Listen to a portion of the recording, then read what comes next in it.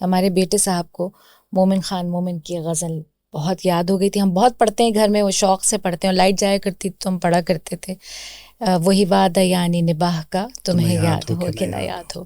تو وہ پوری غزل اس کو یاد ہو گئی. تو انہوں نے اسکول میں جا کے وہ سنائی, تو ہمیں نا کال آ گئی پرنسپل کی, آئیے آپ سے بات کرنی ہے. ہم پہنچ گئے. کہا یہ آپ نے کیا بچے کو یہ عشق و عاشقی کی چیزیں سکھاتی ہیں؟ کہ تو واٹس رانگ ود اٹ؟ اس میں رائمنگ اسکیم ہے, اس میں زمین اتنی اچھی ہے غزل کی, اور اٹس جسٹ غزل. نہیں یہ اناپروپریٹ ہے. تو ہمارے میاں بڑے غصہ ہوئے. انہوں نے کہا کہ یہ کیا بات ہے؟ میں نے کہا اچھا سنیں, کوئی بات نہیں نا, اتنا بڑا اسکول ہے, وہ کہہ رہی ہیں. اگلی دفعہ کچھ ہوا تو وہ ان کو وہ علامہ اقبال کی جو نظم ہے, مزاحیہ کلام ہے, مسجد تو بنا دی شب بھر میں ایمان کی حرارت والوں من اپنا پرانا پاپی ہے برسوں میں نمازی بن نہ سکا. اب یہ سنا دیا انہوں نے, تو پھر ہمیں کال آ گئی, آئیے یہ کیا آپ نے پھر کرا کے بھیج دیا. تو ہم نے کہا بھائی یہ تو شعر و سخن ادب کا ذوق ہے, بالکل بالکل, اس میں کیا برائی ہے؟ نہیں یہ ایج اپروپریٹ نہیں ہے. میں نے کہا کس نے کہا کہ ایک 6-7 سال کا بچہ یہ نہیں پڑھ سکتا یا کچھ گناہ مل جائے گا اس کو؟ کس قرآنی صحیفے میں یہ بات لکھی ہوئی؟ بالکل بالکل. بہرحال وہ یہ ہمارا وہ پوائنٹ تھا جہاں we decided to pull out our kids from the conventional system and okay we started. And start your own school. Yes, that was it. اور مگر کتنے اور بچوں کو فائدہ ہوا اس سے؟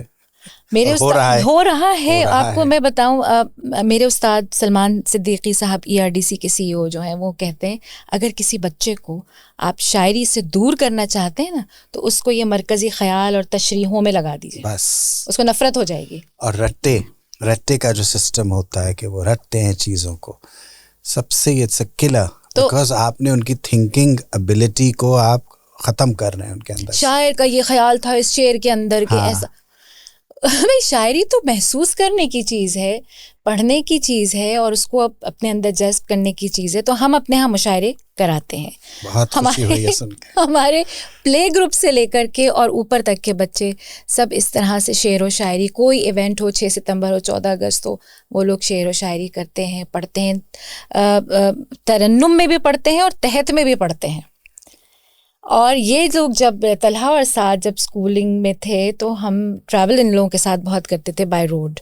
تو ہم رستے میں ضیاء محی الدین صاحب کے وہ جو CDs تھے وہ سنتے تھے, وہ سنتے ہوئے جاتے تھے. اس میں مئی دادا اور باسودے کی مریم, یہ سب ہم سنتے ہوئے جاتے تھے. تو ان لوگوں کو وہ ٹیسٹ ڈیولپ ہو گیا تھا, جس پہ پھر اسکول میں ان لوگوں نے اس پڑھنت کو اس طرح پڑھنے کی کوشش بھی کی. اور کئی جگہ ضیاء صاحب کی بہت اچھی طرح سے انہوں نے اس کو ریپلیکیٹ کیا, لہجے کو اور مخرج کو, اور اس کو کہیں جگہ ظاہر بچے تھے تو وہ نہیں کر سکے. تو یہ ایکسپوجر جو تھا آج تک, کیونکہ میرا بیٹا بھی انہیں کے بیچ میں ہے, تو وہ اس کو یاد تھا. تو کل مجھ سے وہ کہہ رہا تھا کہ آپ گئی تھیں تو وہ ڈرامے میں انہوں نے ترانہ پڑھا تھا, وہ والا چینو اور اب ہمارا. میں نے کہا پڑھا تھا, تھوڑا سا اس کے الفاظ انہوں نے بدل دیے تھے. We started reciting that whole thing کہ ہم نے, کیونکہ انہوں نے یہ ڈرامہ اسکول میں کیا تھا. اوکے, اچھا اچھا اچھا. اور اس میں ہم نے بجیا کو بلایا تھا, بجیا came in that.